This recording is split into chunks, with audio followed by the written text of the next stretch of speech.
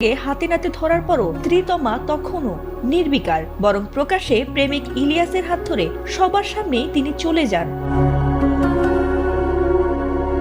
আর এমন ঘটনায় ভেঙে পড়েন স্বামী মেজবা। তিনি আক্ষেপে সুরে জানিয়েছেন, তার স্ত্রী নিয়মিত তার সঙ্গে ফোনে কথা বলতেন, কখনো টাকা চাইতেন, আবার কখনো দেখাও করতেন। অথচ এখন বলছেন 2 বছর আগে তাকে ডিভোর্স দিয়েছে।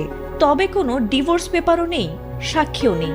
কিভাবে, কোন আইনে বিয়ে করলো তারা? আর যদি বিয়ে করেই থাকে তাহলে আমার সঙ্গে ফোনে কথা বলে মিথ্যে আশ্বাস দিয়ে কেন টাকা নিল? অন্যদিকে তমার দাবি, প্রথম স্বামীর সঙ্গে তার সম্পর্ক শেষ, তাই তিনি প্রেমিক ইলিয়াসকেই এখন স্বামী হিসেবে গ্রহণ করেছেন। আর এমন ঘটনায় ক্ষুব্ধ প্রতিক্রিয়া জানিয়েছেন নেটিজেনরা। এমনকি এমন প্রতারণায় তমার শাস্তির দাবি করেছেন অনেক নেটিজেন। ফাতিমা সুলতানা, এটিএন বাংলা।